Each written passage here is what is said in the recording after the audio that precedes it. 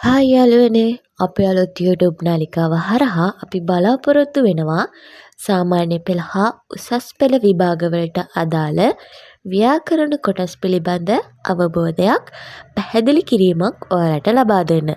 ඒ නිසා වැඩි කතා බහ නැතුව අපි යමු වීඩියෝ එකට. හරි.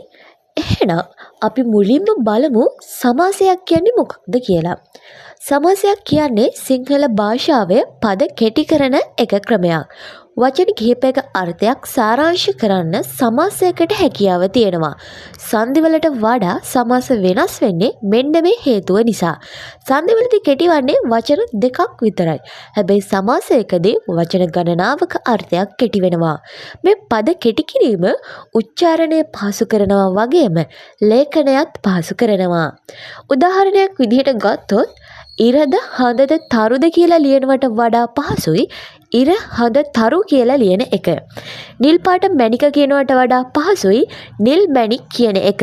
මෙන්න මේ ආකාරයට පද කෙටි කිරීමක් තමයි සමාසයකදී සිද්ධ වෙන්නේ. මේ විදිහට පද කිහිපයක් කෙටි කරන්න පුළුවන් ආකාර කිහිපයක් තියෙනවා. අපි ඒවාට තමයි සමාස වර්ග කියලා කියන්නේ. සමාස වර්ග 5ක් සිංහල භාෂාවේ දකින්න පුළුවන්. පළවෙනි එක තමයි විශේෂණ සමාසය. දෙවෙනි එක අන්‍යාර්ථ සමාසය. 3 අව්‍ය සමාසය. 4 දකාරාර්ථ සමාසය සහ පස්වෙනි එක විභක්ති සමාසය. මේ සමාස වර්ග අතරින් අපි මේ වීඩියෝව හරහා පැහැදිලි කරන්නේ විශේෂණ සමාසය පිළිබඳවයි. විශේෂණ සමාසය කියලා කියන්නේ විශේෂණ පදයක් යෙදිලා පද කෙටිවන ක්‍රමයකට. ඒ කියන්නේ විශේෂණ පදයක් යෙදී පද කෙටිවීමක් සිද්ධ වෙනවා නම් එය විශේෂණ සමාසයක් වෙනවා. මෙතනදී අපි අවධානය යොමු කරන්න ඕන මූලිකම කාරණය තමයි විශේෂණ පදයක් කියන එක. විශේෂණ සමාසයකදී විශේෂණ පදයක් විදිහට අඳුන්වනවා ආකාර 3ක පද. පළවෙනි එක තමයි නාම විශේෂණයක්, දෙවෙනි එක උපමා පදයක්, තුන්වෙනි එක සංඛ්‍යාවාචී පදයක්. මේ නිසා විශේෂණ පදයක් කියන එකෙන් නාම විශේෂණයක්, උපමා පදයක්, සංඛ්‍යාවාචී පදයක් අර්ථවත් වෙනවා කියන එක මතක තියාගන්න ඕන.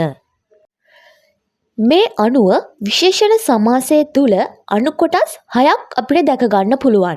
පළවෙනි එක විශේෂණ පූර්ව පද සමාසය.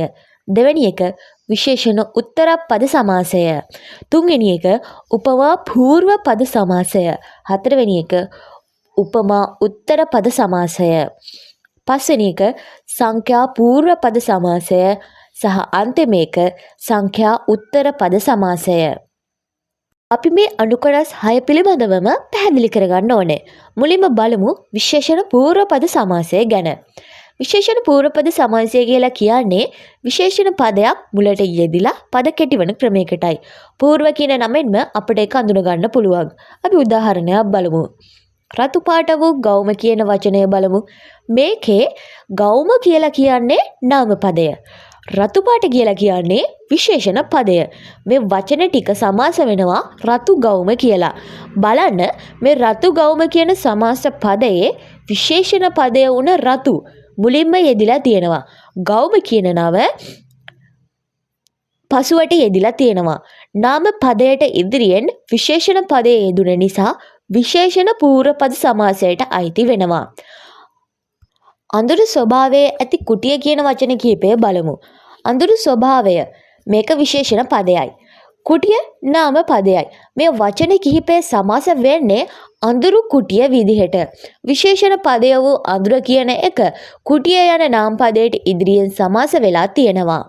අපි තවත් උදාහරණයක් බලමු විශේෂණ පූර්ව පද සමාසයට අදාළව. නිල් පැහැවූ මල නිල් මල. කළු පැහැවූ කුඩය කළු කුඩය. දක්ෂ වූ ශිෂ්‍යයා දක්ෂ ශිෂ්‍යයා.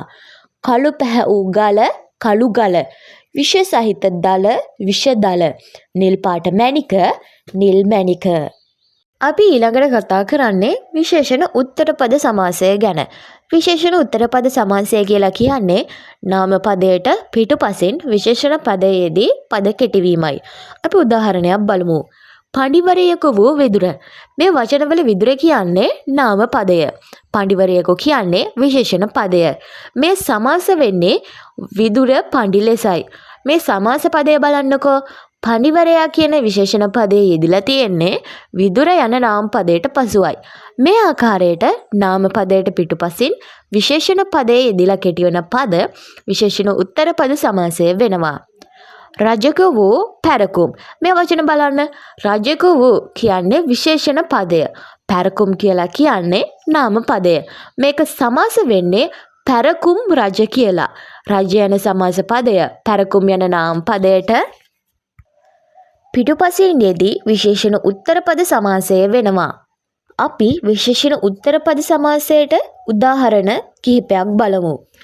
පඬිවරයෙකු වූ මහ ඔසු. මහ ඔසු පඬි. තෙරක වූ රාහුල. රාහුල් තෙර. පොඩි වූ ගෞම. ගෞම් පොඩි. කොමල වූ ලිය. ලිය කොමල.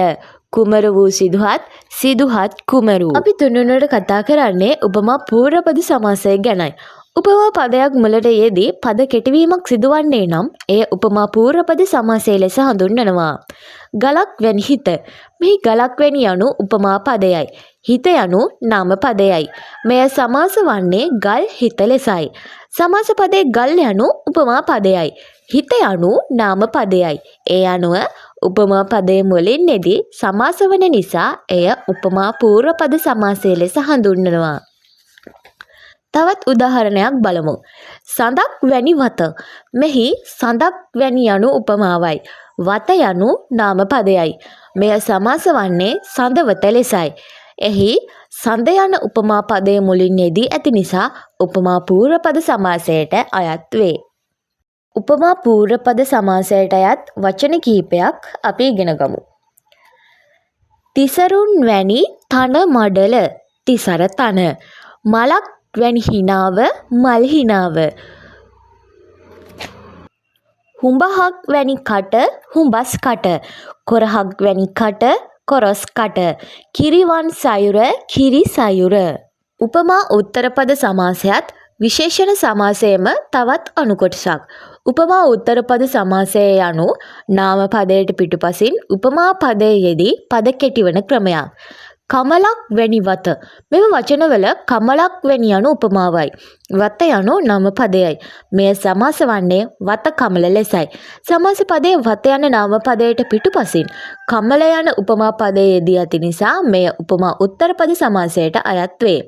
තවත් උදාහරණයක් ලෙස පියුමක් වැනි පාද යන්න දැක්විය හැක.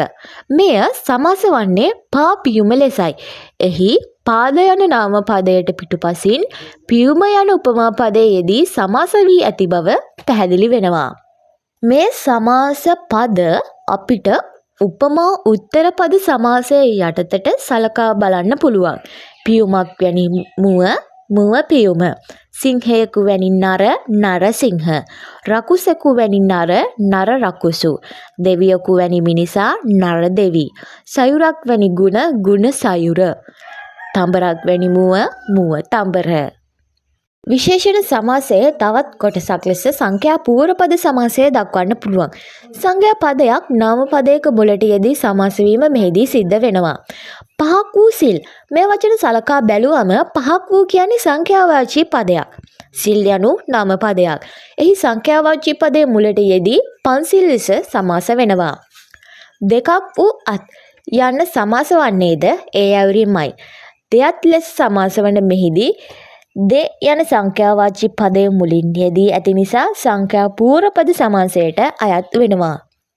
සංඛ්‍යා පූර්ව පද සමාසයට නිදසුන් සලකා බලමු. සිව්සස්, තුන්බිය, සිව්පා, දසපතන, අටසිල්, දස රාජධර්ම, පස්පියුම්, තෙරුවන්, තිසරණ, සදෙව්ලෝ, දෙලෝ, සත්කුළු පව්ව. සංඛ්‍යා උත්තර පද සමාසය ගැන අධ්‍යයනය කළොත් නාම පදයට පසුව සංඛ්‍යා පදයක් යෙදී සමාස වන්නේ නම් එය සංඛ්‍යා උත්තර පද සමාසය ලෙස හඳුන්වනවා. උදාහරණයක් විදිහට බැලුවොත් පහක් වූ ගම්. මෙහි පහක් යනු සංඛ්‍යා පදයයි. ගම් යනු නාම පදයයි. එය ගම් පහ ලෙස සමාස වෙනවා. සමාස පදයේ ගම් ලෙස දැක් වූ නාම පදයට පිටුපසින් සංඛ්‍යා පදයේ යෙදී ඇති ආකාරය පැහැදිලි වෙනවා. කුට්ටමක් වූ කණ්ණාඩි යන්නද සංඛ්‍යා උත්තර පද සමාසයෙන් පද කෙටි කළ හැක්කකි. එය කණ්ණාඩි කුට්ටම ලෙස සමාස වෙනවා. කුට්ටම යනුද දෙක යන සංඛ්‍යා පදය නිසා මෙයද සංඛ්‍යා උත්තර පද සමාසයට අයත් වෙනවා. උදාහරණ විදිහට ගත්තොත් අත් දෙක, මනාල යුවල, සපතු ජෝඩුව, රුපියල් 2, ඇඟිලි 10. මේ අණු කොටස් 6ම විශේෂණ සමාසයට අයත් වෙනවා. එම නිසා විශේෂණ සමාසයේ යටතට මේ ඕනෑම කොටසක වචනයක් අදාළ වෙනවා කියලා මතක තියාගන්න ඕන. මේ වගේ තවත් අධ්‍යාපනික කොටස් රැගෙන එන්න අපි ඉදිරියටත් බලාපොරොත්තු වෙනවා. ඒ නිසා අපේ YouTube channel එක subscribe කරන්න අමතක කරන්න එපා.